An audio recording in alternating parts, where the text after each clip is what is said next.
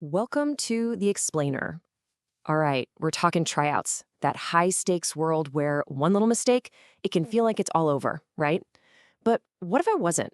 Today, we're going to break down how you can actually turn your biggest on court blunder into your greatest strength. I mean, we've all been there. You shank a pass, you miss a serve, and you get that horrible sinking feeling. You just know every single coach just put a big red X next to your name. It's totally paralyzing. But listen, here's the secret. What happens in your head after that error, that's what coaches are really watching. It's often way more important than the mistake itself. Okay, so let's get inside the heads of those coaches with the clipboards. What are they really looking for? In that pressure cooker environment of a tryout, trust me, they're looking at so much more than just your perfect spikes or flawless passes. They're hunting for the raw ingredients, the building blocks of a great player and an even better teammate. And when you actually look at what coaches value most, something really interesting pops out. Look at this list. Coachability, work ethic, mental toughness. See a pattern? Most of these have almost nothing to do with pure, raw talent. A coach looks at this stuff and sees your potential. They know they can teach you the skills, right? But it is so much harder to teach someone to have heart and to be resilient. That's the goal they're looking for. Which brings us to that super critical moment.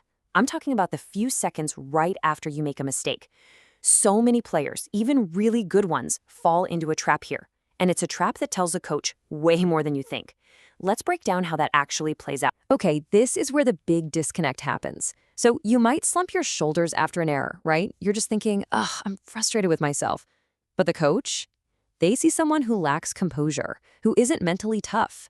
Or maybe you argue a call, thinking you're showing passion and that you care. The coach? They see someone who might be uncoachable. See? Your reaction is like a direct window into your character for them. So, okay, if reacting negatively is a trap, then what's the move? What's the alternative? Well, it all comes down to this really powerful shift in your mindset. It's something that elite athletes and the best coaches use to turn every single moment, yep, especially the bad ones, into a positive. In this quote right here from Dr. Darren Cannell, this changes the whole game. You either win or learn. Think about that.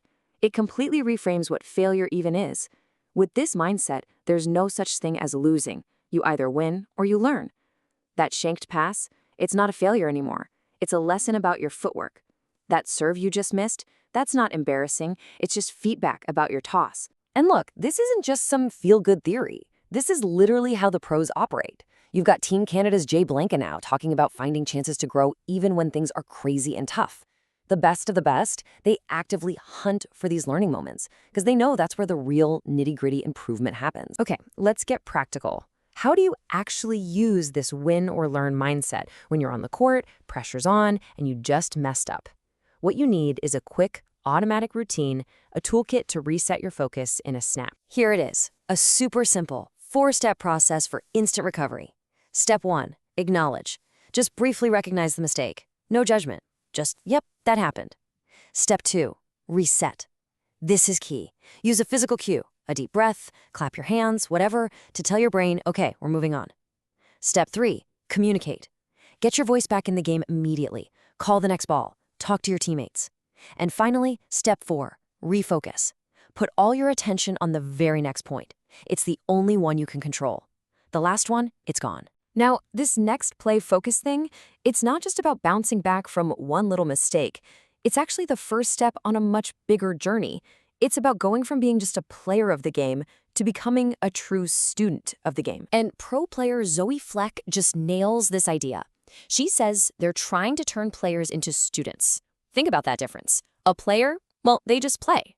But a student understands why things are happening. They analyze, they ask questions. They're constantly trying to figure out how to get better and understand the game on a deeper level. And what's really cool is that this student mindset is getting supercharged by technology now. Elite athletes are literally treating their mistakes like data points. They use things like video analysis to turn every rep into real objective info. So that shanked pass isn't just a bad feeling in your gut anymore. It's a number. It's a metric. It's actual intel you can use to improve. So here's the bottom line. Becoming a student of the game is an active thing. It means you have to take ownership of your own development. You're the one going to the coach asking for feedback. You're the one firing up the video to analyze your own game. You're the one who shows up to every single practice like it's a chance to learn something new, like it's a classroom. When you boil it all down, it really comes to this. The athlete who can bounce back from a mistake, learn from it, and get right back to helping their team, that person is a million times more valuable than the player who looks perfect 1 minute and then completely falls apart the next. Resilience. That is the real superpower in sports. So, thanks for checking out this explainer. The next time you step on that court for a tryout, or any practice or game, just remember this. Mistakes are going to happen. They're guaranteed. It's part of the deal. The only real question is, what are you going to choose to do with them? Because how you answer that, well, that's what's going to define your future.